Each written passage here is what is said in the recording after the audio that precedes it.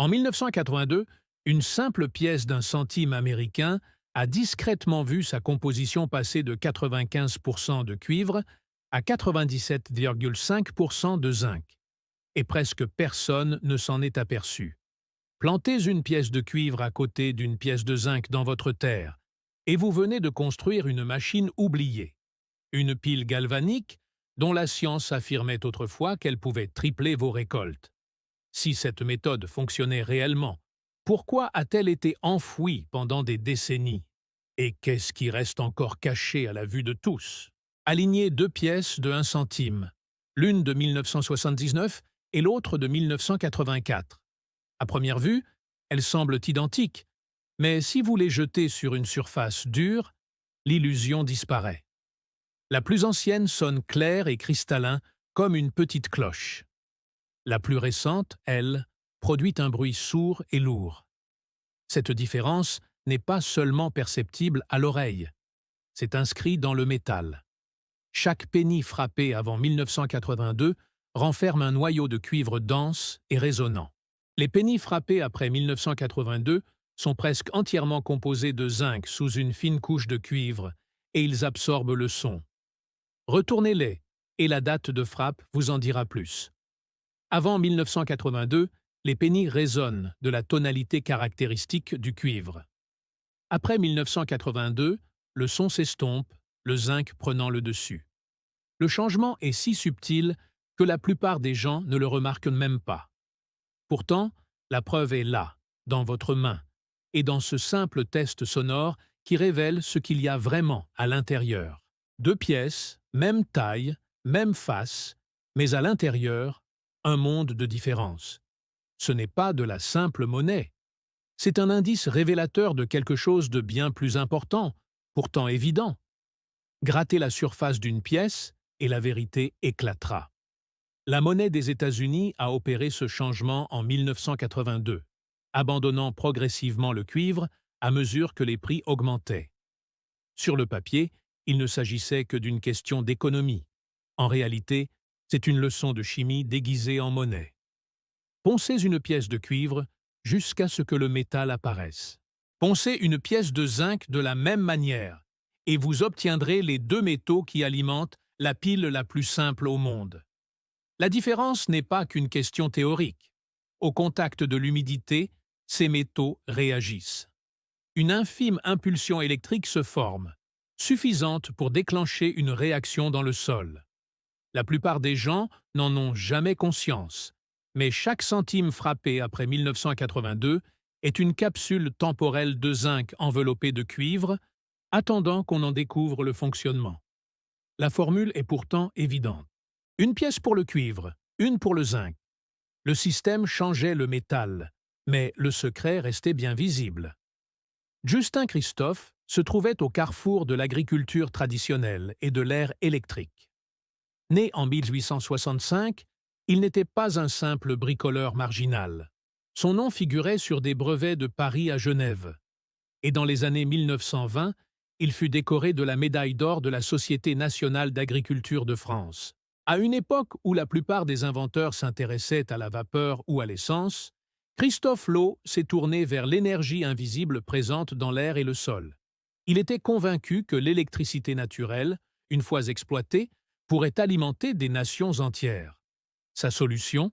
Le dispositif électromagnétique terrestre. Sa conception était simple mais précise. Un bassin en zinc en forme de bol peu profond, fixé au sommet d'un poteau en bois. Au-dessus se trouvait une plaque de cuivre plate, positionnée de manière à capter les moindres traces d'énergie atmosphérique. Le choix de ces deux métaux n'était pas anodin. Le zinc et le cuivre, associés dans un sol humide, forment une pile naturelle, une cellule galvanique produisant un courant continu et constant. Le brevet CH-648A de Christophe, déposé en Suisse en 1927, en décrivait tous les détails. Le bol en zinc servait d'anode, la plaque de cuivre de cathode, et le pôle surélevant l'ensemble permettait de capter les forces terrestres et célestes. Il ne se contentait pas de griffonner des idées dans un carnet. Christophe Lot construisait des prototypes, les testait dans ses propres champs et publiait les résultats dans des revues agricoles. Ces ateliers produisaient des milliers d'appareils, chacun portant son nom. Des agriculteurs de France et de Belgique faisaient la queue pour avoir la chance d'essayer cette nouvelle méthode. À la fin des années 1930, plus de 150 000 unités avaient été vendues à travers l'Europe. L'appareil ne nécessitait ni fils, ni piles, ni produits chimiques, seulement les métaux adéquats, un emplacement approprié et la patience de laisser la nature faire son œuvre. La réputation de Christoflo grandit en même temps que son invention. Il donna des conférences dans les universités, remporta des médailles lors d'expositions agricoles et gagna le respect des ingénieurs comme des agriculteurs traditionnels. Aux sceptiques, il proposait non seulement des théories, mais aussi des plans et des démonstrations publiques. Dans un monde avide de solutions, Christoflo promettait une récolte alimentée par la terre elle-même, grâce à un simple bol de zinc et une plaque de cuivre captant les énergies silencieuses qui imprègnent chaque champ. En 1927, Justin Christophe mit ses affirmations à l'épreuve en publiant des tableaux de rendement d'une précision quasi scientifique. Ces chiffres figuraient directement sur son brevet suisse CH 1008-6548A. Les champs d'avoine produisaient 200% de grains en plus que les parcelles témoins.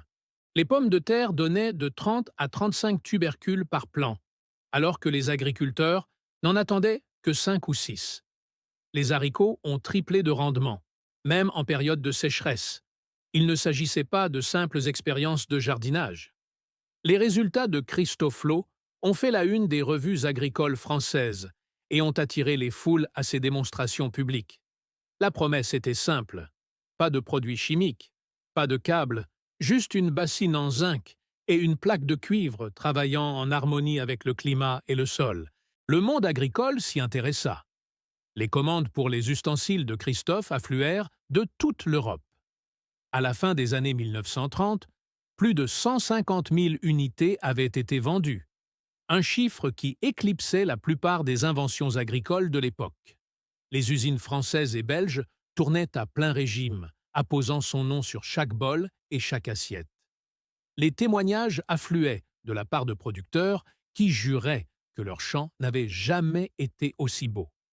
Certains ont même rapporté avoir récolté des légumes si gros qu'il fallait les cueillir à deux mains. L'appareil a fait l'objet de licences à l'étranger, et l'Allemagne et l'Italie ont proposé d'en acquérir les droits. Mais aussi vite que cette nouvelle technologie s'était répandue, elle a rapidement disparu. Les archives témoignent d'une flambée des ventes, d'une vague d'enthousiasme, puis d'une chute brutale.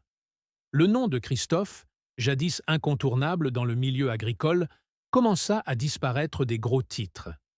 Les tableaux de brevets, jadis source de célébration, ne furent plus que de simples notes de bas de page dans l'histoire du jardinage. Les dispositifs qui avaient promis une révolution furent discrètement remisés dans des granges et des hangars. Leur cuivre et leur zinc, laissés à l'abandon, se ternissaient dans l'obscurité. Les données, les ventes, les essais publics, tout laissait présager une avancée majeure. Pourtant, la technologie elle-même sembla disparaître, ne laissant derrière elle que des chiffres et un mystère qui hanterait la génération suivante de producteurs. En 1918, alors que l'Europe peinait à se reconstruire après la guerre, la Grande-Bretagne créa un comité sans précédent. Le Comité britannique d'électroculture réunissait quelques-uns des esprits les plus brillants de l'époque. Physiciens, biologistes, ingénieurs électriciens et même des lauréats du prix Nobel. Leur mission était claire: tester si l'électricité, ou l'électrolyse, pouvait transformer l'agriculture. Pendant près de 20 ans, le comité a mené des essais en plein champ et en serre, remplaçant les produits chimiques par de simples plaques métalliques. Du cuivre et du zinc étaient enfouis dans le sol. Leurs rapports intermédiaires décrivaient les résultats comme tout simplement stupéfiants. Le blé a germé plus vite. Les légumes racines se sont développés. Certaines années, les rendements ont bondi de façon spectaculaire, une hausse qui ne pouvait s'expliquer ni par les conditions météorologiques, ni par les semences seules. Un rapport promettait des gains substantiels et préconisait des études complémentaires. La crédibilité du comité conférait du poids à leurs travaux. Il ne s'agissait pas de simples bricoleurs amateurs, mais de membres de la Royal Society, de scientifiques du gouvernement et de professeurs d'université, tous rattachés au ministère de l'Agriculture. Leurs conclusions, diffusées par les voies officielles, laissaient entrevoir une avancée majeure susceptible de révolutionner les méthodes de production alimentaire dans tout l'Empire. Pendant un temps, on a cru que l'électroculture allait passer du stade de simple curiosité de laboratoire à celui de politique nationale. On s'attendait à ce qu'une fois les données recueillies, les résultats soient publiés et partagés avec les agriculteurs du monde entier. Or, à mesure que les expériences se multipliaient et que les preuves devenaient de plus en plus difficiles à ignorer, les travaux du comité ont peu à peu disparu de la scène publique. L'histoire de ces essais et le sort de leurs rapports allaient bientôt prendre une tournure inattendue. C'est à ce moment que les archives disparaissent et que le silence s'intègre au récit. Un simple tampon rouge, portant la mention « non destiné à la publication », a scellé les conclusions du comité. Les derniers volumes, regorgeant de données et de correspondances relatives à des années d'essais de culture, ont été relégués aux archives gouvernementales. Seuls 2 exemplaires ont survécu. Les autres ont été retirés de la circulation, mis en carton et oubliés.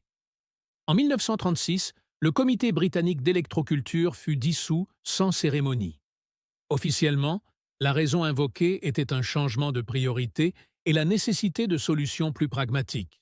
Mais ce choix n'était pas fortuit. La même année, le procédé Haber-Bosch déferla sur l'Europe, transformant l'air en engrais synthétiques par tonnes. Des usines chimiques ont surgi, promettant des récoltes abondantes moyennant finances. Le marché des engrais ammoniacaux a explosé, attirant contrats publics et capitaux privés. Pour la première fois, la production alimentaire pouvait être augmentée à grande échelle grâce à des sacs de poudre, mesurés, prévisibles et rentables. Les expériences du comité sur des métaux simples dans le sol menaçaient ce nouvel ordre. Une technique gratuite, alimentée uniquement par les intempéries et la récupération de métaux, n'avait pas sa place dans le modèle économique de l'agriculture industrielle. Les rapports, tamponnés et scellés, sont devenus les victimes collatérales d'une révolution économique. La question demeure, ces résultats ont-ils été enterrés parce qu'ils ont échoué ou parce qu'ils ont trop bien fonctionné? La réponse reste enfermée dans un coffre-fort, dissimulé derrière un tampon et les fluctuations de l'argent. L'électricité dans le sol n'est pas qu'un simple phénomène de curiosité. Lorsque le cuivre et le zinc se rencontrent dans une terre humide, ils déclenchent une réaction aussi ancienne que la première pile. La différence de composition atomique entre ces éléments entraîne le transfert d'électrons du zinc vers le cuivre, créant ainsi un courant continu, généralement d'environ 1 gigabin 1 volt. Ce courant est insuffisant pour allumer une ampoule, mais largement suffisant pour une plante. Il ne s'agit pas de spéculation, mais d'électrochimie élémentaire. C'est le même principe qui alimentait la pile terrestre d'Alexander Bain en 1841 et qui fait fonctionner chaque pile AA de votre tiroir de cuisine. La suite relève de la biologie pure. Les racines perçoivent les champs électriques et y réagissent. C'est le phénomène appelé électroropisme. Lorsqu'une faible tension traverse le sol, les racines se développent en direction de la cathode. Elles recherchent la source du courant. Cette légère impulsion guide les extrémités des racines vers l'eau et les nutriments qui, autrement, leur échapperaient. Lors d'expériences contrôlées, les plantes exposées à des courants de faible intensité présentent des systèmes racinaires plus robustes et plus denses et parfois une croissance aérienne plus rapide. Mais l'histoire ne s'arrête pas à l'électricité. En se corrodant, le zinc libère lentement des ions zinc dans le sol. Les plantes ont besoin de zinc pour fabriquer du tryptophane, l'acide aminé essentiel à la synthèse des auxines. Les auxines sont les hormones qui régulent la croissance des plantes. Allongement des tiges, gonflement des fruits et ramification des racines. Sans zinc en quantité suffisante, ce processus est bloqué. Avec un apport suffisant, la croissance s'accélère. Des travaux de terrain récents confirment ces observations. En 2018, des chercheurs chinois ont constaté que l'ajout de cellules galvaniques basse tension, de plaques de cuivre et de zinc dans des champs humides augmentait les rendements agricoles de 20 à 30%. Les plantes étaient non seulement plus grandes, mais aussi plus saines, avec des systèmes racinaires plus vigoureux et une meilleure résistance au stress. Ces chiffres rappellent les résultats surprenants de l'époque de Christophe Léo, mesurés aujourd'hui avec des instruments modernes plutôt que par des croyances populaires. Le mécanisme est simple. Deux métaux, un peu d'humidité et un courant qui alimente à la fois les racines et les processus biochimiques. L'astuce des pièces de monnaie n'est pas qu'une légende. C'est une hypothèse vivante et vérifiable, fondée sur la physique et la botanique, accessible à tous ceux qui possèdent quelques pièces de monnaie à planter dans un coin de terre. Commencez avec 2 pièces de monnaie dans la paume de votre main, une en cuivre et une en zinc. C'est tout ce qu'il vous faut pour construire ce système d'électroculture simple. La liste des matériaux est courte. Une pièce d'1 centime d'avant 1982, une autre d'après 1982, un morceau de papier de verre et un petit morceau de fil de cuivre. Si vous souhaitez essayer la seconde méthode, pas de piles, pas de produits chimiques, pas d'accessoires, juste du métal, de la terre et de l'eau. Commencez par poncer les 2 pièces de monnaie. Le métal doit être à nu, le cuivre brillant sur l'une, le zinc gris argenté sur l'autre. Cela enlève la couche protectrice et permet à la terre d'agir. Pour la méthode de l'anneau, creusez un petit trou de chaque côté de la zone racinaire de votre plante. Placez la pièce de cuivre d'un côté et celle en zinc de l'autre, à environ 10 cm de distance. L'espacement est important. Les racines doivent être suffisamment proches pour permettre au courant de circuler, mais suffisamment éloignées pour éviter tout contact direct. Recouvrez de terre, arrosez comme d'habitude et laissez la pile se former naturellement sous terre. Pour la méthode du fil de cuivre, enroulez fermement un morceau de fil de cuivre autour d'une pièce de zinc. Torsadez les extrémités pour que le cuivre soit en contact ferme avec le zinc. Enterrez ce dispositif près des racines, la face cuivrée vers le haut si possible. Le fil augmente la surface de contact, améliorant ainsi la connexion électrique. Dans les 2 cas, l'humidité est essentielle. Le système ne fonctionnera pas en terre sèche. Un seul dispositif par plante suffit. En utiliser davantage n'est pas bénéfique, et un excès de zinc peut nuire aux racines à long terme. Ces méthodes s'appuient sur les règles d'espacement de base en horticulture. Les pièces ou les dispositifs doivent être placés là où les radicelles sont les plus actives, généralement à 10-15 cm de la tige. Une fois installées, aucun réglage n'est nécessaire. Les pièces agissent discrètement, jour et nuit, en fournissant un faible courant électrique et en libérant lentement des ions zinc directement dans le sol. Une pièce enterrée commence à agir dès qu'elle entre en contact avec l'humidité. Mais ce processus n'est pas éternel.